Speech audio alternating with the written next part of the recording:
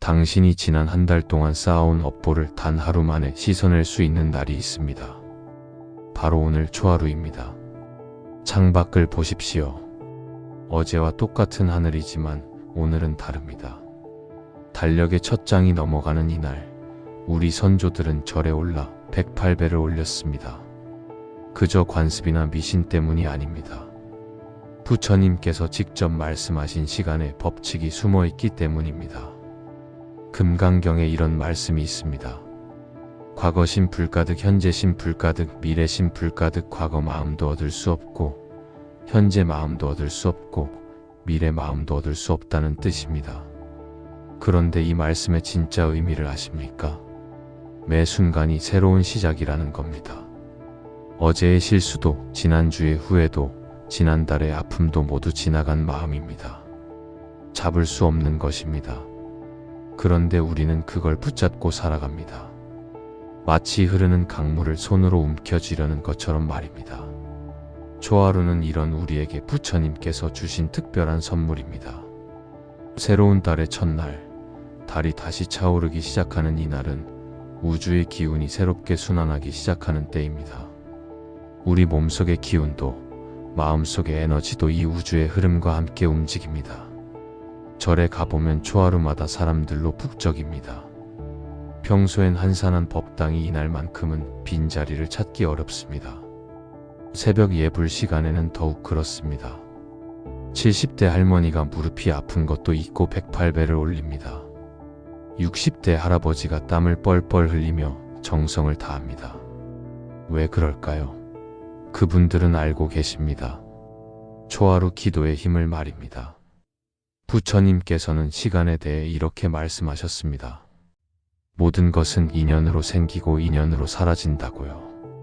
그런데 특정한 시간에는 인연이 모이는 힘이 더 강해집니다. 마치 밀물때 바닷물이 육지로 밀려오듯 초하루에는 선한 기운이 더 강하게 우리에게 흘러옵니다. 옛날 신라시대 이야기입니다. 원효 대사가 어느 마을을 지나가는데 한 농부가 울고 있었습니다. 가뭄이 계속되어 농사를 망칠 지경이었습니다. 원효 대사께서 물으셨습니다. 그대는 초하루마다 기도를 올렸는가? 농부가 고개를 저었습니다. 일이 바빠서 절에 갈 시간이 없었다고 했습니다. 원효 대사께서 말씀하셨습니다. 그대의 밭을 살리려면 하루만 시간을 내어라. 다음 초하루에 절에 가서 정성껏 기도하거라. 그리고 집으로 돌아와서는 밭에 물을 대되 마음으로 부처님 명호를 외우며 하거라. 농부는 반신반의했지만 원효 대사의 말씀을 따랐습니다. 초하루에 절에 올라 108배를 올렸습니다. 그리고 집으로 돌아와 밭에 물을 대며 나무아미타불을 외웠습니다.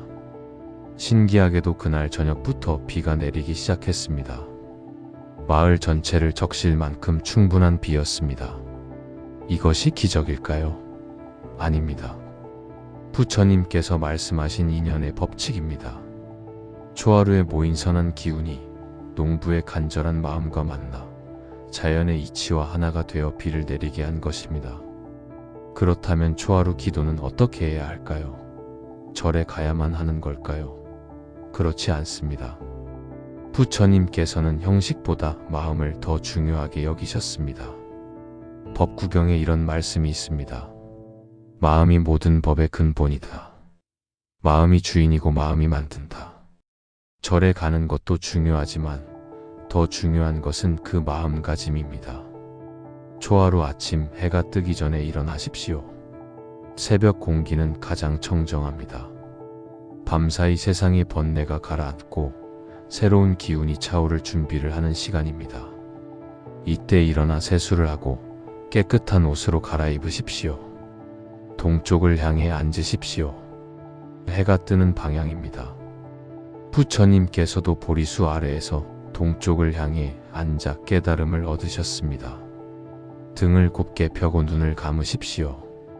먼저 호흡을 고르십시오. 들숨과 날숨을 세어가며 마음을 안정시킵니다. 부처님께서 가르쳐 주신 아나파나사티, 즉 호흡 관찰 수행법입니다. 숨이 들어올 때 들어온다고 알아차리고 숨이 나갈 때 나간다고 알아차립니다. 호흡이 고르게 되면 이제 지난 한 달을 돌아보십시오. 어떤 일들이 있었습니까? 기쁜 일도 있었고 슬픈 일도 있었을 겁니다. 화났던 순간도 있었고 후회스러웠던 순간도 있었을 겁니다. 그 모든 것을 하나하나 떠올려 보십시오. 그리고 이렇게 말씀하십시오. 지난 한 달 동안 제가 지은 모든 업장을 참회합니다. 제가 한 말로 다른 이의 마음을 아프게 했다면 용서를 구합니다. 제가 한 행동으로 다른 이에게 고통을 주었다면 참회합니다. 제 마음속에 품었던 좋지 않은 생각들을 모두 내려놓습니다. 이것이 참회입니다. 부처님께서는 참회를 강조하셨습니다. 우바세경에 이런 말씀이 있습니다. 죄를 짓고도 참회하지 않으면 그 죄는 점점 커진다. 하지만 죄를 짓고 참회하면 그 죄는 서서히 사라진다. 참회는 단순히 미안하다고 말하는 게 아닙니다. 내가 지은 업을 똑똑히 바라보고 그것이 잘못되었음을 인정하고 다시는 그러지 않겠다고 다짐하는 것입니다. 이것이 진정한 참회입니다. 참회가 끝나면 이제 서원을 세울 차례입니다. 서원이란 무엇입니까? 부처님께 하는 약속입니다. 더 정확히 말하면 내 본성인 부처님께 하는 약속입니다. 유마경에 이런 말씀이 있습니다. 중생이 있는 곳에 보살이 있다. 우리는 모두 보살이 될 수 있는 가능성을 가지고 있습니다. 서원은 그 가능성을 현실로 만드는 첫걸음입니다. 초하루 서원은 거창할 필요가 없습니다. 오히려 자꾸 구체적일수록 좋습니다. 이번 달에는 하루에 한 번씩 부모님께 전화드리겠습니다. 이번 달에는 아침마다 관세음보살님 명호를 100번씩 외우겠습니다. 이번 달에는 화가 날 때마다 10가지 세고 말하겠습니다. 이런 작은 서원들이 모여서 우리 삶을 바꿉니다. 큰 강도 작은 물방울이 모여서 이루어집니다. 큰 산도 작은 돌멩이가 쌓여서 만들어집니다.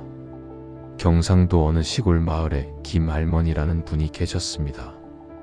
평생 농사를 지으며 살아온 분이셨습니다. 70이 넘은 나이에 절에 다니기 시작하셨습니다.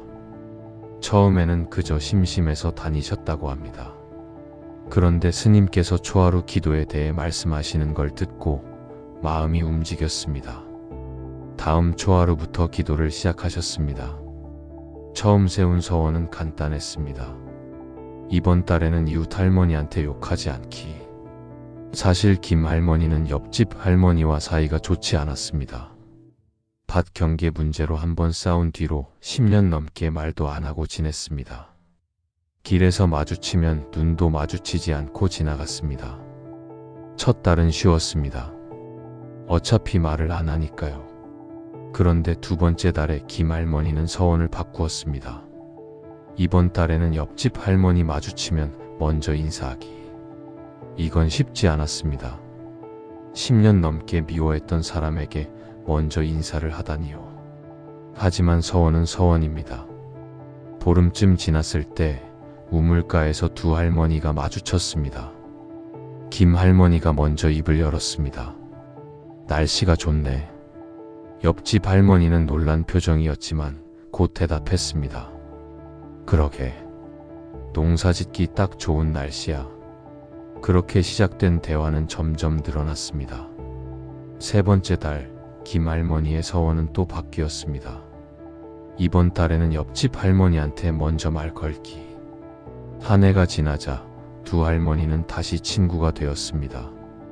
아니, 예전보다 더 가까워졌습니다. 10년간의 원한이 1년 만에 사라진 겁니다. 이것이 초하루 서원의 힘입니다. 매달 작은 변화를 만들어 가다 보면 1년 뒤에는 완전히 다른 사람이 되어 있습니다. 서원을 세운 뒤에는 감사를 올려야 합니다. 부처님께서는 항상 감사의 마음을 강조하셨습니다. 화엄경에 이런 말씀이 있습니다. 모든 것에 감사하는 마음이 곧 보살의 마음이다. 감사는 단순한 인사말이 아닙니다. 감사는 우주의 법칙입니다. 감사하는 마음을 가지면 감사할 일이 더 많이 생깁니다. 원망하는 마음을 가지면 원망할 일이 더 많이 생깁니다. 이것이 마음의 법칙입니다. 초하루 아침 감사할 것들을 세어보십시오. 먼저 살아있음에 감사하십시오. 숨을 쉴 수 있음에 감사하십시오. 눈을 뜰 수 있음에 감사하십시오. 걸을 수 있음에 감사하십시오. 당연한 것 같습니까? 아닙니다. 이 세상 어디에도 당연한 것은 없습니다. 지금 이 순간 병원에는 숨쉬기 힘들어하는 분들이 계십니다. 눈을 뜨지 못하는 분들이 계십니다. 걷지 못하는 분들이 계십니다. 우리가 당연하게 여기는 모든 것들이 사실은 기적입니다. 부처님께서는 이것을 알아차리라고 하셨습니다. 그 다음은 가족에게 감사하십시오. 남편에게, 아내에게, 자식에게, 부모님께 감사하십시오. 당신이 있어서 감사합니다 라고 마음속으로 말씀하십시오. 전라도 어느 마을에 최할아버지가 계셨습니다. 60년을 함께 산 아내가 계셨습니다. 60년이면 긴 세월입니다.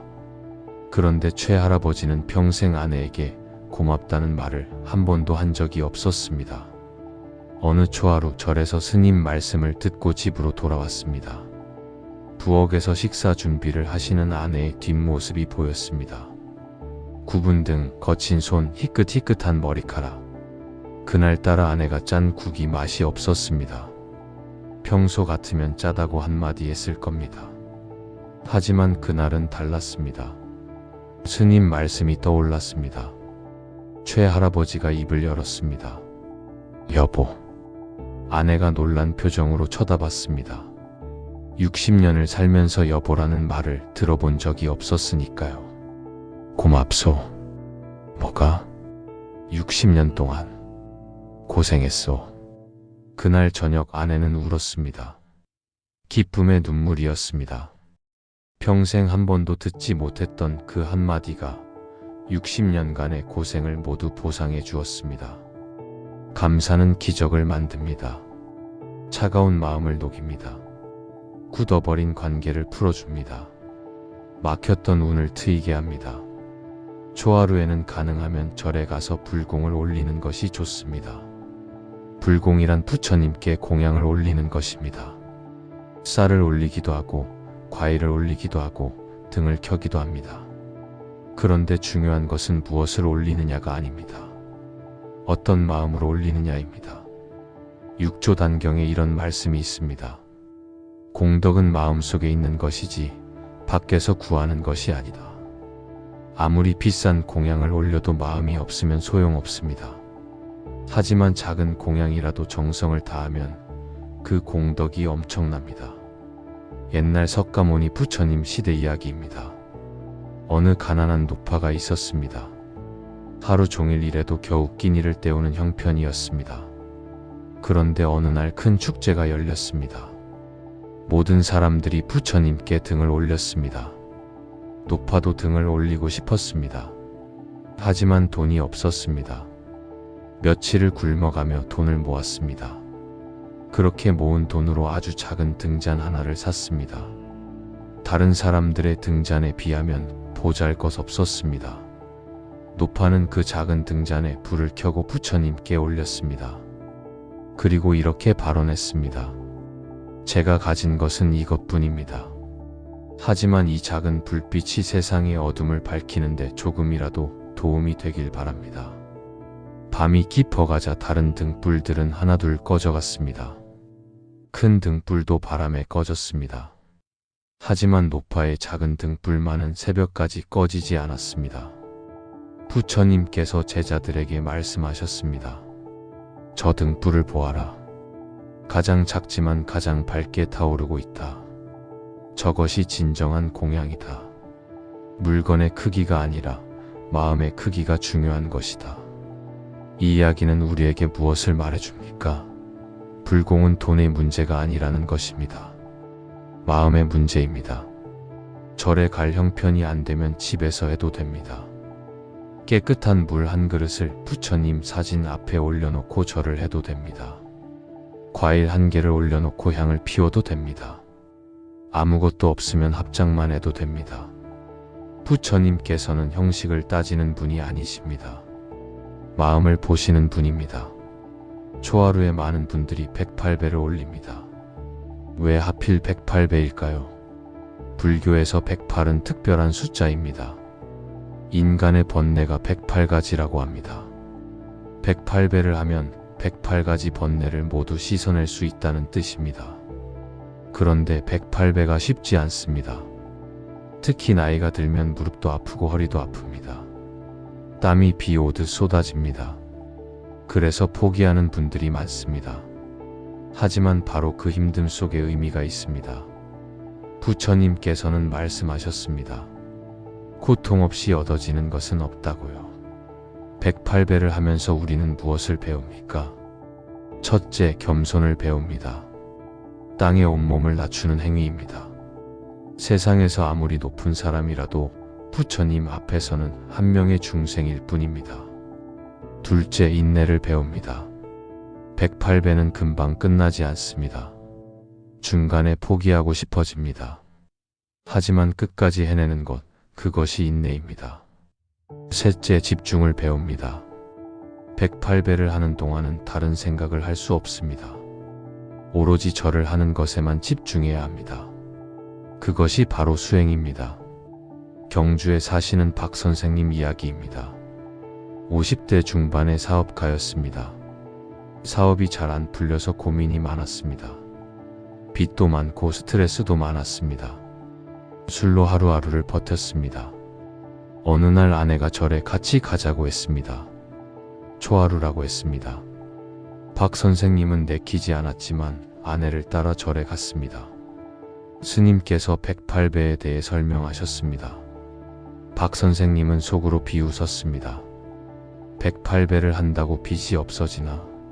사업이 잘 되나? 하지만 다른 사람들이 다 하니까 따라서 시작했습니다. 10배쯤 하니까 숨이 찼습니다. 20배쯤 하니까 땀이 났습니다. 30배쯤 하니까 무릎이 아팠습니다. 40배쯤 하니까 그만두고 싶었습니다. 하지만 주변 사람들이 다 하고 있었습니다. 70대 할머니도 하고 있었습니다. 박 선생님은 이를 악물고 계속했습니다. 50배, 60배, 70배. 어느 순간 신기한 일이 일어났습니다. 몸은 힘든데 마음이 편해졌습니다. 머릿속이 맑아졌습니다. 복잡했던 생각들이 정리되기 시작했습니다. 80배, 90배, 100배. 마지막 108배를 마쳤을 때 박 선생님은 바닥에 주저앉았습니다. 온몸이 땀으로 젖어 있었습니다. 그런데 마음은 이상하게 가벼웠습니다. 그날 이후 박 선생님은 매달 초하루마다 절에 가서 108배를 했습니다. 6개월쯤 지나자 사업이 조금씩 풀리기 시작했습니다. 술도 끊었습니다. 가족 관계도 좋아졌습니다. 우연일까요? 아닙니다. 108배를 하면서 박 선생님의 마음이 바뀐 겁니다. 마음이 바뀌니 생각이 바뀌었고, 생각이 바뀌니 행동이 바뀌었고, 행동이 바뀌니 운명이 바뀐 겁니다. 초하루 기도에서 빠질 수 없는 것이 독경입니다. 경전을 읽는 것입니다. 반야심경을 읽기도 하고, 천수경을 읽기도 하고, 금강경을 읽기도 합니다. 경전을 읽으면 무슨 일이 일어날까요? 첫째, 마음이 정화됩니다. 경전의 글자 하나하나에는 부처님의 지혜가 담겨 있습니다. 그 글자들을 읽다 보면 자연스럽게 부처님의 지혜가 우리 마음속으로 들어옵니다. 둘째, 업장이 소멸됩니다. 금강경에 이런 말씀이 있습니다. 이 경을 읽는 사람은 과거의 죄업이 모두 소멸된다. 경전을 읽는 것만으로도 업이 정화됩니다. 셋째, 복덕이 쌓입니다. 경전을 읽으면 공덕이 쌓입니다. 그 공덕이 우리 삶의 복으로 돌아옵니다. 그런데 경전을 읽을 때 주의할 점이 있습니다. 그냥 입으로만 읽어서는 안 됩니다. 마음으로 읽어야 합니다. 무슨 말이냐고요? 경전을 읽을 때는 한 글자 한 글자의 정성을 담아야 합니다. 부처님께서 직접 하신 말씀이라고 생각하며 읽어야 합니다. 대구에 사시는 이 보살님 이야기입니다. 60대 후반의 여성분이셨습니다. 평생 불교를 믿었지만 경전은 어렵다고 생각해서 읽지 않았습니다. 그런데 어느 초하루 법당에서 스님께서 반야심경을 톡송하시는 걸 들었습니다. 뭔가 가슴을 울리는 것이 있었습니다. 집에 돌아와서 반야심경을 찾아봤습니다. 처음에는 무슨 뜻인지 하나도 몰랐습니다. 한자도 많고 어려운 말도 많았습니다. 하지만 이 보살님은 포기하지 않았습니다. 매일 아침 10번씩 읽었습니다. 한 달이 지나자 조금씩 익숙해졌습니다. 3달이 지나자 외워졌습니다. 6달이 지나자 뜻이 조금씩 이해되기 시작했습니다. 1년이 지난 어느 날 이 보살님은 깨달았습니다. 반야심경의 핵심인 색 즉시 공, 공 즉시 색의 의미를요. 세상의 모든 것은 빈 것이고 빈 것이 곧 세상의 모든 것이라는 뜻입니다. 어렵게 들리지만 사실은 간단합니다. 집착하지 말라는 겁니다. 세상 모든 것은 변하고 사라지니까요. 이 깨달음 이후 이 보살님의 삶이 바뀌었습니다. 예전에는 작은 일에도 화를 냈습니다. 자식들이 자주 찾아오지 않는다고 섭섭해했습니다. 이웃과 비교하며 불행하다고 생각했습니다. 하지만 이제는 달라졌습니다. 자식들이 바쁘면 바쁜 대로 이해했습니다. 이웃과 비교하지 않았습니다. 현재의 삶에 감사했습니다. 이것이 경전의 힘입니다. 우리 삶을 바꾸는 힘입니다. 초하루에는 염불을 많이 합니다. 염불이란 부처님의 명호를 외우는 것입니다. 나무아미타불 또는 나무관세음보살을 외웁니다. 왜 염불을 할까요? 그냥 이름을 부른다고 무슨 소용이 있을까요? 있습니다. 큰 소용이 있습니다. 무량수경에 이런 말씀이 있습니다. 아미타불의 명호를 한 번이라도 부르면 그 공덕이 무량하다. 염불은 단순히 이름을 부르는 게 아닙니다. 부처님과 하나가 되는 수행법입니다. 나무아미타불을 외울 때 우리는 무엇을 하는 걸까요? 나무는 귀의한다는 뜻입니다. 아미타불은 무한한 빛과 무한한 생명을 가진 부처님입니다. 즉, 무한한 빛과 생명이신 부처님께 귀의합니다 라는 뜻입니다. 이 말을 계속 반복하다 보면 어떻게 될까요? 우리 마음이 부처님의 마음과 하나가 됩니다. 부처님의 자비가 우리 안으로 들어옵니다. 부처님의 지혜가 우리를 밝혀줍니다.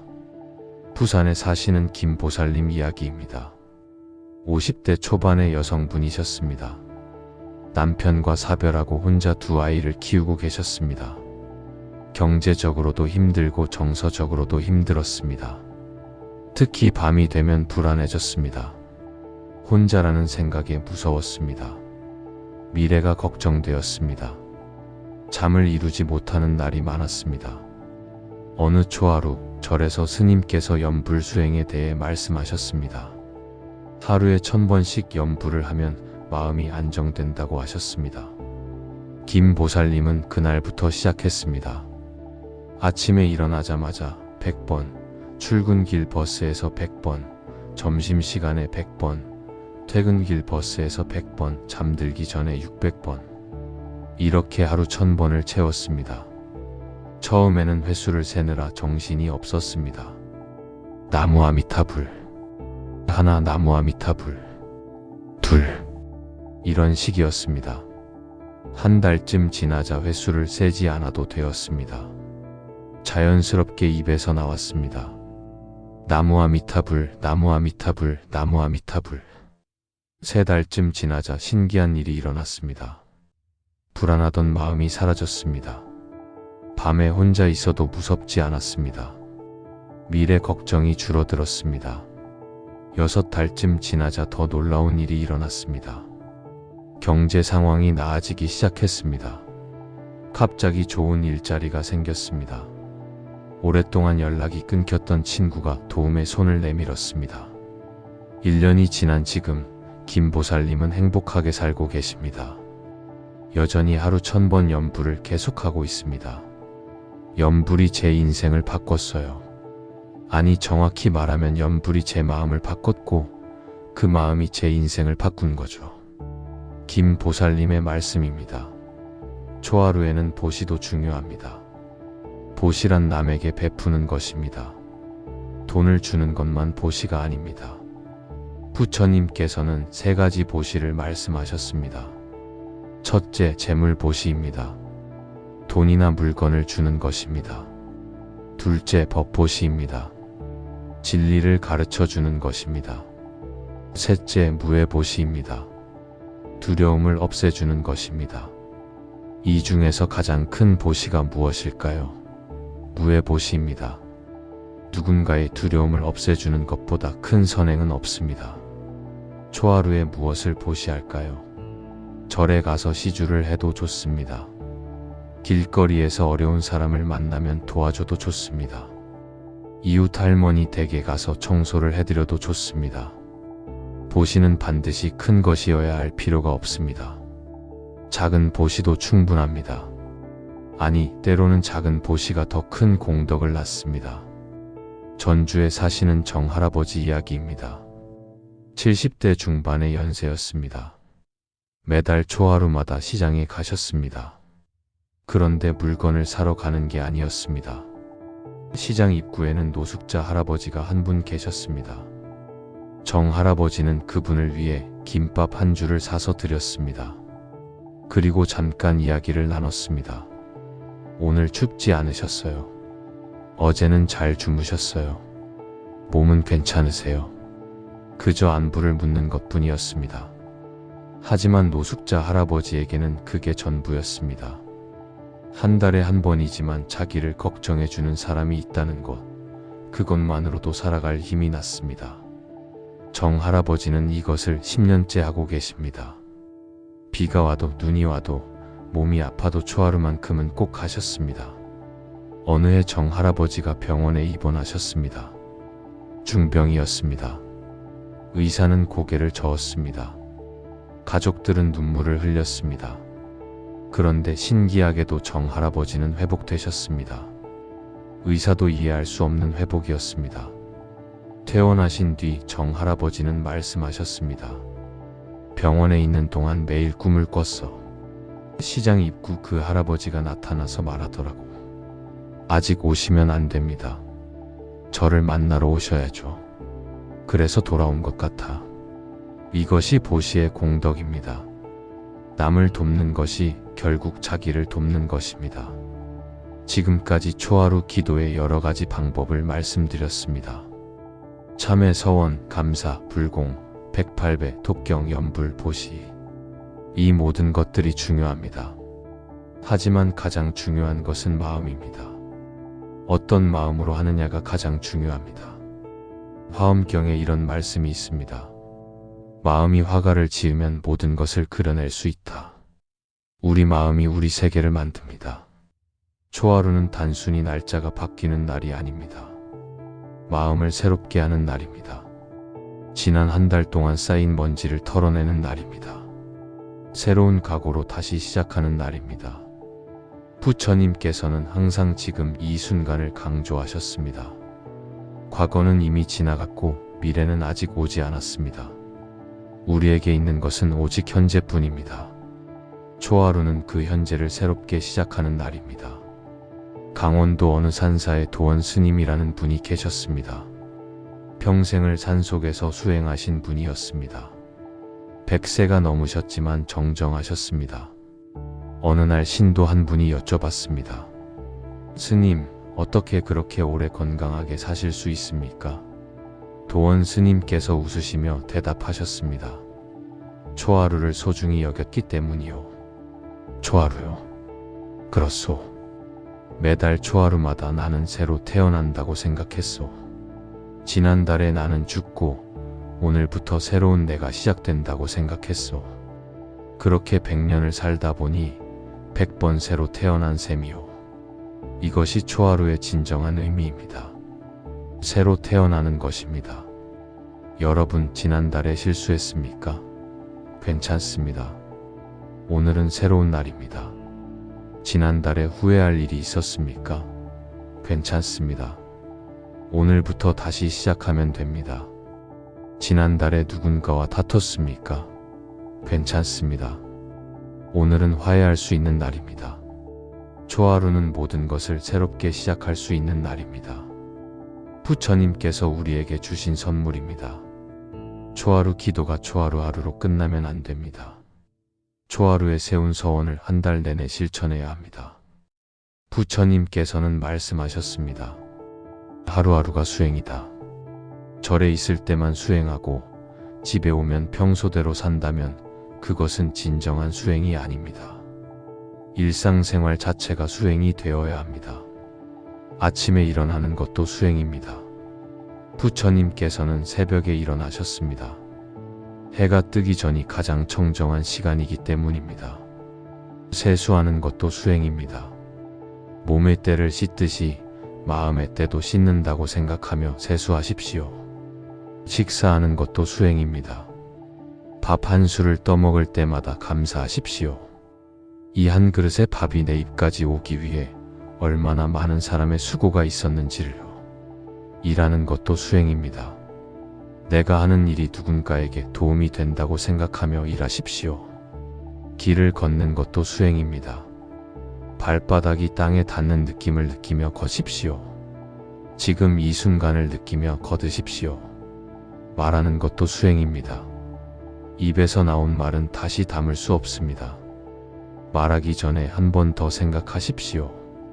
화를 내는 것도 수행의 기회입니다. 화가 날 때 그 화를 관찰하십시오. 아, 지금 내가 화가 나고 있구나 하고 바라보십시오. 그러면 화가 조금씩 누그러집니다. 울산에 사시는 박보살님 이야기입니다. 60대 초반의 여성분이셨습니다. 평생 성격이 급하셨습니다. 작은 일에도 화를 내고 큰 소리를 치셨습니다.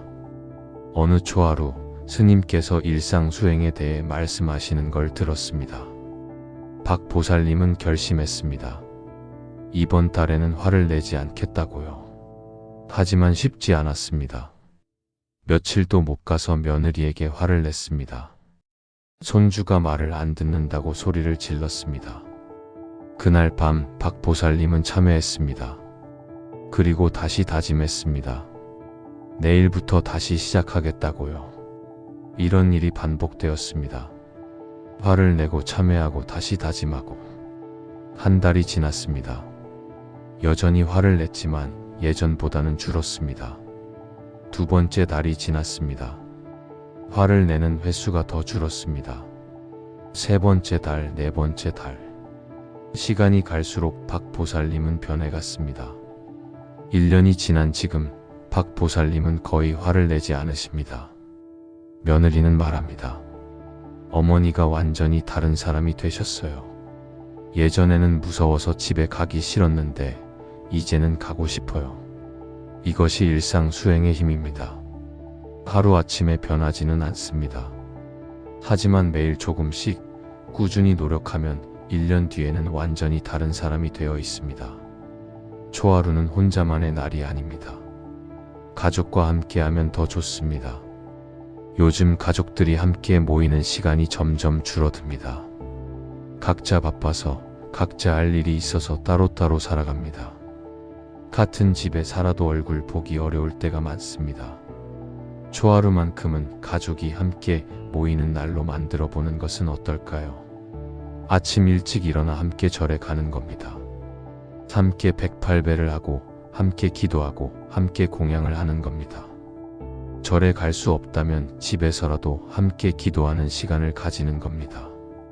온 가족이 모여 앉아 지난 한 달을 돌아보고 서로에게 고마웠던 일을 이야기하고 다음 달의 목표를 함께 나누는 겁니다. 이렇게 하면 가족의 유대가 깊어집니다. 서로를 이해하게 됩니다. 사랑하게 됩니다. 제주도에 사시는 강씨 가족 이야기입니다. 부부와 두 자녀가 있었습니다. 아이들이 중학생, 고등학생이 되면서 가족 대화가 줄어들었습니다. 강씨는 걱정이 많았습니다. 아이들이 무슨 생각을 하는지, 학교에서 무슨 일이 있는지 전혀 몰랐습니다. 대화를 시도하면 아이들은 짜증을 냈습니다. 어느 초하루 강씨 부부가 절에 갔습니다. 스님께서 가족 기도에 대해 말씀하셨습니다. 집으로 돌아온 강씨는 아이들에게 제안했습니다. 다음 초하루에 우리 가족 모두 함께 절에 가자. 아이들이 반대했습니다. 하지만 강 씨는 포기하지 않았습니다. 한 번만 해보자고 설득했습니다. 첫 번째 초하루 온 가족이 절에 갔습니다. 아이들은 시큰둥했습니다. 하지만 108배를 하면서 뭔가 느끼는 게 있었습니다. 절에서 돌아온 후 저녁 식사를 함께하며 이야기를 나눴습니다. 지난 한 달 동안 있었던 일들을요. 처음에는 어색했지만 점차 대화가 풀렸습니다. 두 번째 달 아이들이 먼저 물었습니다. 이번 초하루에도 절에 가요. 세 번째 달부터는 아이들이 스스로 준비했습니다. 1년이 지난 지금 강씨 가족은 매달 초하루를 손꼽아 기다립니다. 그날은 온 가족이 함께하는 특별한 날이 되었습니다. 아이들은 말합니다. 초하루가 제일 좋아요. 가족이 함께 있으니까요. 초하루에는 자연과 함께하는 것도 좋습니다. 부처님께서는 자연 속에서 깨달음을 얻으셨습니다. 보리수 아래에서 별을 보시며 큰 깨달음을 얻으셨습니다. 우리도 초하루에는 자연 속으로 나가보는 것이 좋습니다. 산에 올라도 좋고 강가를 걸어도 좋고 공원을 산책해도 좋습니다. 자연은 가장 위대한 스승입니다. 자연은 우리에게 많은 것을 가르쳐 줍니다. 봄에는 꽃이 핍니다. 겨울 내내 죽은 것처럼 있던 나무에서 새싹이 돋습니다. 이것이 무엇을 말해줍니까? 끝은 없다는 것입니다. 끝인 것 같아도 새로운 시작이 온다는 것입니다. 여름에는 푸르름이 가득합니다. 모든 생명이 왕성하게 활동합니다. 이것이 무엇을 말해줍니까? 지금 이 순간을 열심히 살라는 것입니다. 가을에는 열매가 맺힙니다. 봄에 피었던 꽃이 가을에 열매가 됩니다. 이것이 무엇을 말해줍니까? 노력은 반드시 결실을 맺는다는 것입니다. 겨울에는 모든 것이 쉽니다. 나무도 쉬고 땅도 쉽니다. 이것이 무엇을 말해줍니까? 쉼도 중요하다는 것입니다. 속리산에 사시는 윤 선생님 이야기입니다. 70대 초반의 남성분이셨습니다. 평생 도시에서 사셨는데 은퇴 후 산으로 들어가셨습니다. 매달 초하루마다 산에 올라가셨습니다. 새벽 일찍 출발해서 정상까지 올라가십니다. 그리고 거기서 해가 뜨는 것을 보십니다. 해가 뜰 때 윤 선생님은 합장하고 절을 합니다. 그리고 이렇게 말씀하십니다. 오늘도 해가 떠서 감사합니다. 이번 달도 건강하게 시작할 수 있어서 감사합니다. 산 정상에서 1시간쯤 명상을 하십니다. 새소리를 듣고 바람을 느끼고 구름을 바라봅니다. 그리고 천천히 내려옵니다. 윤 선생님은 말씀하십니다. 산에 오르면 내가 얼마나 작은 존재인지 알게 돼요. 저 큰 산, 저 넓은 하늘에 비하면 나는 먼지 한 톨만도 못하죠. 그런데 그게 두렵지 않아요. 오히려 마음이 편해져요. 내가 작은 존재니까 작은 실수도 괜찮다는 생각이 들어요. 이것이 자연이 주는 가르침입니다. 겸손을 배우게 됩니다. 자연 앞에서는 누구나 작은 존재입니다. 여러분, 지금까지 초하루 기도에 대해 말씀드렸습니다. 초하루는 특별한 날입니다. 새로운 달이 시작되는 날입니다. 부처님께서 우리에게 주신 새로운 기회의 날입니다. 이날 우리는 무엇을 해야 할까요? 지난 한 달을 돌아보고 참회해야 합니다. 새로운 한 달을 위해 서원을 세워야 합니다. 모든 것에 감사해야 합니다. 정성껏 기도해야 합니다. 108배로 몸과 마음을 정화해야 합니다. 경전을 읽으며 지혜를 얻어야 합니다. 염불로 부처님과 하나가 되어야 합니다. 도시로 공덕을 쌓아야 합니다. 하지만 가장 중요한 것은 마음입니다. 진심으로 새로워지겠다는 마음, 더 나은 사람이 되겠다는 마음, 이것이 가장 중요합니다. 금강경의 마지막으로 이런 말씀이 있습니다. 일체유의법 여몽한 포영 여로여겨전 응작여시관. 모든 인연으로 생긴 것은 꿈과 같고 환상과 같고 물거품과 같고 그림자와 같고 이슬과 같고 번개와 같으니 마땅히 이렇게 관찰해야 한다는 뜻입니다. 세상 모든 것은 변하고 사라집니다. 영원한 것은 없습니다. 그러니 집착하지 마십시오. 어제의 실수에 집착하지 마십시오. 지난달의 후회에 집착하지 마십시오. 오늘은 새로운 날입니다. 초하루는 새로운 시작입니다. 여러분이 지금까지 어떻게 살았든 오늘부터 다시 시작할 수 있습니다. 부처님께서는 항상 새로운 기회를 주십니다. 다음 초하루가 오면 이 말씀을 기억하십시오. 그리고 실천하십시오. 작은 것부터 시작하십시오. 처음에는 어색할 수 있습니다.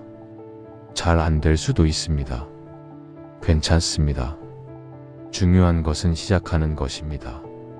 계속하는 것입니다. 1년 후 여러분은 지금과 완전히 다른 사람이 되어 있을 것입니다. 더 평화로운 사람, 더 감사하는 사람, 더 사랑하는 사람이 되어 있을 것입니다. 부처님께서는 말씀하셨습니다. 자기 자신을 등불로 삼아라. 진리를 등불로 삼아라. 여러분 자신이 가장 큰 등불입니다. 여러분 마음속에 부처님이 계십니다. 그 부처님을 깨우는 것, 그것이 초하루 기도의 진정한 의미입니다. 다음 초하루 새벽에 일어나 동쪽을 향해 앉으십시오. 그리고 조용히 물으십시오. 나는 누구인가? 나는 왜 이 세상에 태어났는가? 나는 이번 달을 어떻게 살 것인가? 이 질문에 대한 답은 여러분 마음속에 있습니다. 조용히 귀 기울이면 들립니다. 부처님의 음성이 들립니다. 그 음성을 따라 살아가십시오. 그것이 진정한 수행입니다.